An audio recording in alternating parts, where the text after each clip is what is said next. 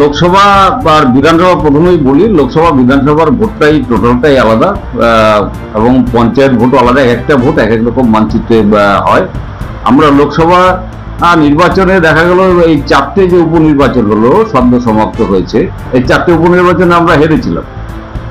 এবং পরবর্তী সময়ে বিশেষ করে এখানে যিনি ভারতীয় জনতা পার্টির সাংসদ হয়েছে শান্তনু ঠাকুর, তিনি আগেও ছিলেন এবং তিনি কিন্তু এবারও যেই মন্ত্রী ছিলেন জাহাজ প্রতিমন্ত্রী, এবারও সেই মন্ত্রী হয়েছেন, মানে হাফ মন্ত্রী আর কি। হাফ মন্ত্রীও সেই কাজ কিছু করতে পারেনি। 5 বছরের বনগাঁর মানুষ কিছু পায়নি, বাগদার মানুষ কিছু পায়নি। এবং তারা যে ধর্মের নামে ভেদাভেদ তৈরি করে এবং বিশেষ করে মতুয়া সম্প্রদায়ের মানুষদের উপর মিথ্যাচার করে মানুষের ভোটটাই শুরু হয়েছে। এই মানুষের এই ভুলটা কিন্তু নির্বাচনের পর, লোকসভা নির্বাচন যখন সংগঠিত হয়, ভারতীয় জনতা পার্টি গতবারের থেকে বিপর্যয়ে নেমে আসে এবং সারা পশ্চিমবাংলায় 12টা তারা সাংসদ হয়, তার মধ্যে শান্তনু ঠাকুর অন্যতম।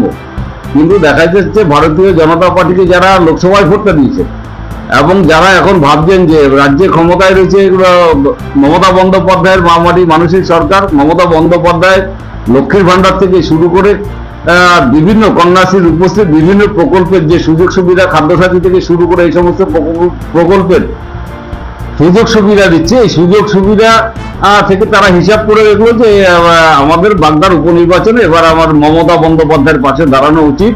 এবং মমতা বন্দ্যোপাধ্যায় দেওয়া প্রতীক চিহ্ন ঘাসের উপর জোড়াফুল চিহ্ন নিয়ে যিনি দাঁড়িয়েছেন মধুপর্ণা ঠাকুর, তাকে ভোট দিয়ে বাগদার মানুষদের জন্য উন্নয়ন করার একটা সুযোগ করে দিয়েছে তৃণমূল কংগ্রেসের আমাদের প্রতিনিধি মধুপর্ণা ঠাকুরকে। বিজেপি বলছে তো আপনারা সন্ত্রাস করে দিচ্ছেন। না, সন্ত্রাস করলে তাহলে তো সেই ওরা তো কেন্দ্রীয় বাহিনী অনেক কিছু বলেছে। লোকসভা নির্বাচনের আগে বিধানসভায় তাদের কেন্দ্রীয় বাহিনী ছিল। অ্যাকচুয়ালি ভারতীয় জনতা পার্টি কোনো সংগঠন নেই। মানুষ তাদের লোকসভায় ভোট দিয়েছে, কিছু কিছু জায়গায়, অনেক জায়গায় তাদের বঞ্চিত করেছে। এবং বাগদার উপনির্বাচনের ক্ষেত্রেও আমরা দেখেছি যে কেন্দ্রীয় বাহিনী দিয়ে ভোট হয়েছে। কোথাও কোনো জায়গায় গন্ডগোলের খবর স্বয়ং শান্তনু ঠাকুর ভোটের দিনে ওখানে উপস্থিত ছিলেন, আমরা মিডিয়ার মাধ্যমে আপনাদের মাধ্যমে দেখতে পেয়েছি। কিন্তু কোথাও কোনো জায়গায় কিন্তু সন্ত্রাসের অভিযোগ তারা করেনি এবং এমনকি তাদের প্রার্থীও করেনি। কিন্তু ভোটে হারার পর বলছে সন্ত্রাস হয়েছে। এটা মানুষ বুঝতে পারছে, আপনারা সবাই বুঝতে পারছেন, বাংলার মানুষ দেখতে পাচ্ছে, বাগদার মানুষ দেখতে পাচ্ছে।